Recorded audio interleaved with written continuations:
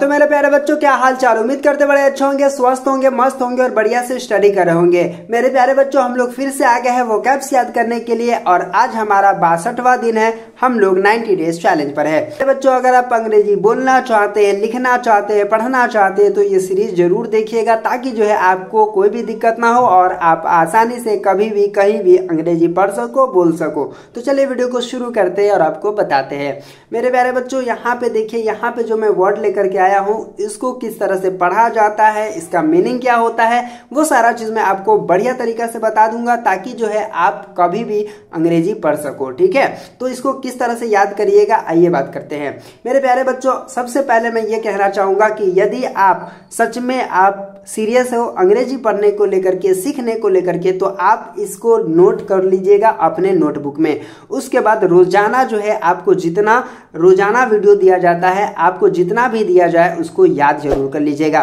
किस तरह से पढ़िएगा, आइए बात करते हैं। देखिए, इसको क्या पढ़िएगा, BOYCOTT, इसको बोलेंगे बायकॉट। ठीक है, बायकॉट का मतलब होता है बहिष्कार करना। बायकट का मतलब क्या होता है, बहिष्कार करना। तो इसको क्या पढ़िएगा, बायकट। ठीक है, उसके बाद ASSETS, इसको बोलते हैं एसेट्स। एसेट्स का मतलब होता है संपत्ति। एसेट्स का मतलब क्या होता है, संपत्ति होता है। अगला जो है JOYFUL, इसको बोल देंगे जॉयफुल। जॉयफुल का मतलब होता है आनंदपूर्ण। ठीक है, आनंदपूर्ण। जॉयफुल का मतलब क्या होगा, आनंदपूर्ण। उसके बाद यहाँ पे देखिएगा HARDNESS, इसको बोलते हैं हार्डनेस। हार्डनेस का मतलब होता है कठोरता। हार्डनेस का मतलब क्या होता है, कठोरता। ठीक है, उसके बाद यहाँ पे DEMOCRACY,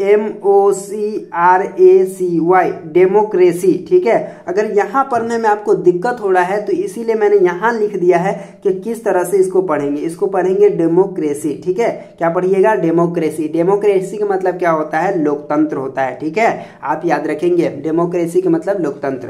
उसके बाद यहाँ पे देखिए PROCESS, इसको बोलते हैं प्रोसेस। ठीक है, प्रोसेस, इसको क्या बोलेंगे, प्रोसेस। ठीक है, देखिएगा COMPETITION, इसको बोलते हैं कंपटीशन। कंपटीशन का मतलब होता है प्रतिस्पर्धा। ठीक है, प्रतिस्पर्धा। कंपटीशन का मतलब क्या होता है, प्रतिस्पर्धा। उसके बाद यहाँ पे देखिएगा CONTRIBUTION, इसको बोलते हैं कंट्रीब्यूशन। कंट्रीब्यूशन का मतलब योगदान होता है। ठीक है, क्या पढ़िएगा, CONTRI, contribution, BUTION, contribution. Contribution का मतलब योगदान होता है। अगर बड़ा बड़ा है तो इस तरह से आप तोड़ तोड़ के पढ़ेंगे। जैसे यहाँ पे देख सकते हैं COM कम हो गया, PETI कॉम्पिटी और TION तो शन होता है, तो कंपटीशन। इस तरह से आप पढ़ेंगे। ठीक है, और उसके बाद यहाँ पे अगला देखते हैं क्या है, OPPORTUNITY,